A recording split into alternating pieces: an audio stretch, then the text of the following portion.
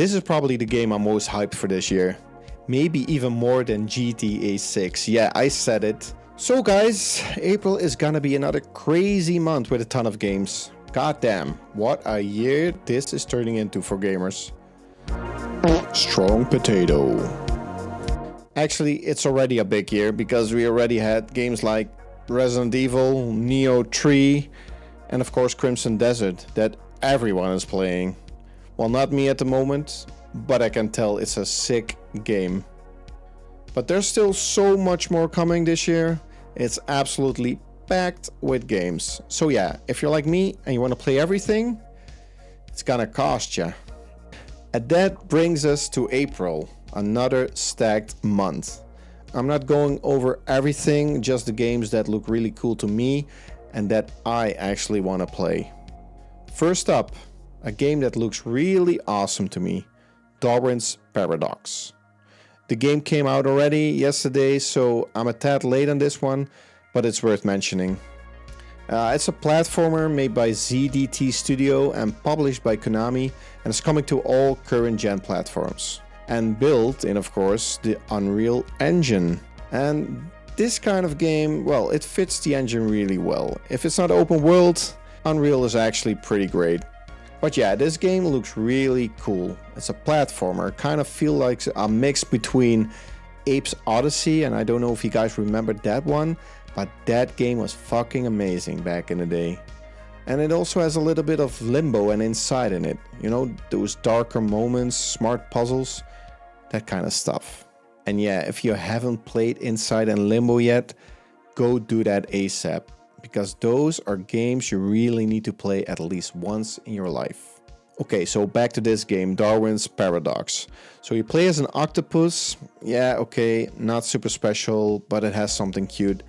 You're solving puzzles, you're moving through the world, a bit of stealth, a bit of action, and probably something you finish in a few hours. And that's great, because I don't have time to play games that take hundreds of hours. And it's only like 25 bucks on Steam, and maybe a little bit more on console. It just looks really good and very atmospheric, almost like you're playing a cartoon. Especially the underwater stuff looks really damn cool. I should have already played this, but I got too much going on right now, but I'll get into it soon. Then next is Starfield. Wow, people had already forgotten about that game. There were rumors for a long time that it would come to PS5, and I swear that got delayed like 10 times, but now it's actually happening. And funny enough, it's another Xbox game that might end up playing better on PlayStation. There's actually quite a bit of buzz around Starfield right now. Starfield was always talked about a lot, just not in a positive way. It was a big disappointment when it came out. It wasn't terrible, but for something that was in development for like 20 years, it just wasn't anything special. You know, gameplay, story, the visuals, it was super mediocre and people expected more. But we know that story and we've seen this before. And I'm curious if they can pull off a comeback like Cyberpunk or No Man's Sky. Both games that had rough launches and then completely turned it around. So yeah, Starfield. I had to actually look up what's coming because there's a lot. Bethesda being Bethesda. The Free Lanes update is the big free DLC for everyone on all platforms, dropping April 7 alongside the PS5 launch. And it looks pretty dope. There's also a paid DLC, Terran Armada. If you already played the full game, that might be something for you. Well, I've played quite a bit of the main game back then, but I dropped it. So yeah, this might be the moment to jump back in. And I'm still deciding between PC or PS5, but I'm definitely be playing this. The real question is this finally the game it should have been at launch? What do you guys think? Is Starfield back? Let me know in the comments. And then we got Mouse PI for Hire, also on all platforms. Releasing April 16. It's an indie title. Fumi Games is a small studio from Poland, so yeah, if you like it, support them. The title is honestly fucking terrible, but the game itself looks pretty damn cool. So you play as a mouse and you're a PI. It's all in this black and white 1930s, 40s cartoon noir style like Betty Boop and Steamboat Willie. They call it rubber hose style. It really looks like you're inside the cartoon, which is just fucking awesome. It's Cuphead meets Doom meets film noir. It's a detective story. It doesn't look super difficult, but it looks fast. A classic first-person shooter, power-ups, cool weapons, a fun story. Definitely one to keep an eye on. With everything coming out, maybe it's not a full price day one buy, but wishlist it and grab it on sale or something. So a day later, April 17, we get Pragmata. Well, this one got moved forward a week, I think. Definitely belongs on the list because a lot of people are really curious about it. It's coming to pretty much everything, even a Switch 2 version. Well, I don't know, man. I'm not sold yet. I don't like kids, especially not on my back, and companions like that usually just annoy me in games. Well, apparently you handle the combat and Diana, the android kid, does the hacking, and that's the gameplay loop as it seems. I honestly don't know, but Capcom has been on an insane streak lately, hit after hit, so a lot of people are probably gonna love this. It does look amazing visually, and it's sci-fi. If you told me this was a Kojima game, I believe you instantly. But the gameplay, I just don't know. It just doesn't look interesting to me. But we'll see on April 17. And then, nostalgia. A game I am really looking forward to. He-Man and the Masters of the Universe, Dragon Pearl of Destruction. The game is probably shorter than its title. This is a real trip down memory lane. He-Man was the shit back in the day. He was the action hero before action heroes in the early 80s. I grew up with those action figures. This game is made in collaboration with Mattel, you know, the creators of Barbie, and He-Man. Fun fact, Mattel actually missed out on a deal for Conan the Barbarian back then, so they were like, fine, we'll just make our own, and that became He-Man. So this game isn't random at all. Mattel sees money, and after the Barbie movie success, they're pushing a comeback, and He-Man is back. There's even a movie coming, and I can't wait. But yeah, the game itself is a classic 2D side-scrolling beat-em-up, pure arcade style. Think Streets of Rage and Golden Axe and Final Fight, but with He-Man. I love these smaller games that you can finish in a week and move on. And yes, local co-op. Woohoo! A few days later, we get Invincible.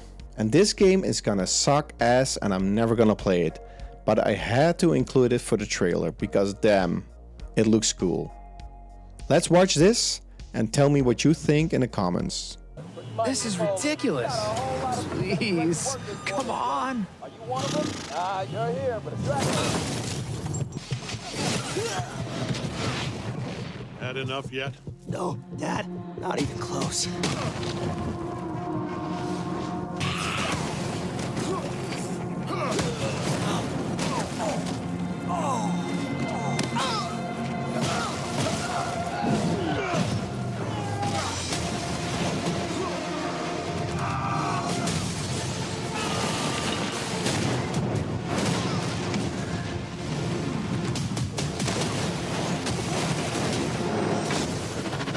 I hoped you'd understand why I had to do this.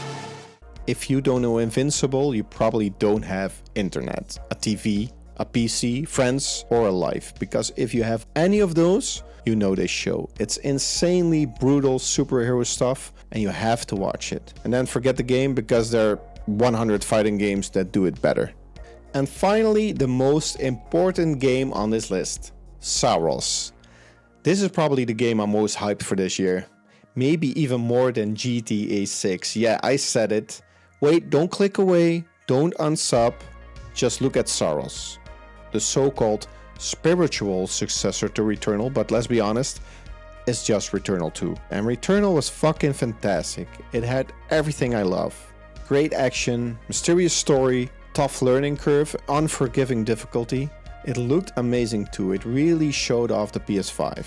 Back when Sony still cared about that kind of thing. For me, the game was a fat 9.5, not a 10, because The devs had the fucking nerve to lock trophies and progression behind RNG, which was a terrible decision, the only bad thing about that game. And Saros is probably gonna be another banger, but there's one thing. It's going to be a lot more accessible than its predecessor.